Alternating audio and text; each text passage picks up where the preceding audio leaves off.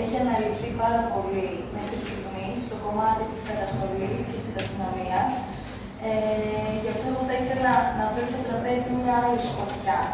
Όπως αναφέρθηκε πριν από τους εκπροσώπους της αστυνομικής αρχής, η εγκληματολογία μας διδάσκει ότι όταν μιλάμε για ένα τόσο σύνθετο και δυσεπίλητο πρόβλημα όπως η βία, δεν μπορούμε να βλέπουμε μόνο το κομμάτι της καταστολής. Πρέπει να δούμε και το κομμάτι της πρόληψης, και αυτό είναι πιο μακρόπνο και μακροπρόθεσμο και πιο αποτελεσματικό.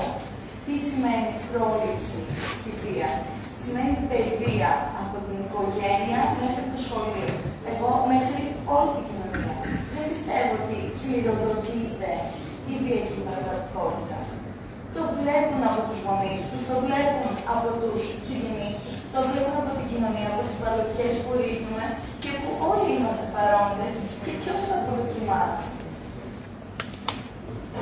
Εγώ θεωρώ ότι θύμα της βίας δεν είναι μόνο 29 άτομος, όλοι προσευχόμαστε για αυτό να ζήσει. Αν θέλετε, εγώ πιστεύω ότι θύμα της βίας είναι και ο 22χρονος που πάτησε το σκανδάλι. Γιατί ένας 22χρονος έρχεται στο σημείο να έχει όπλο και να καταστρέψει έτσι τη ζωή του. Έτσι. Γιατί πίστευε ότι δικαιούται να έχει όπλο. Και ως κοινωνία πρέπει να δούμε τις ευθύνες μας, γιατί όντως ήταν επιτυχία της αστυνομίας που διελεύκανε το έγκλημα σε ένα 20ωρο, όπως είπατε. Αλλά είναι αποτυχία της κοινωνίας, όλων μας.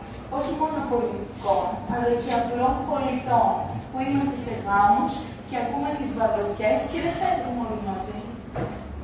Και βάζω και τον εαυτό μου μέσα. Και θα κλείσω με τη ρίξη που είπε ο κύριος Καραντινός. Αν αγαπάμε την ευθύνη, πρέπει όλοι μαζί να συμπράξουμε σε αυτό, αποδοκιμάζοντας τη βία σε κάθε μορφή, ακόμα και όταν είναι σε χαρές. Ευχαριστώ.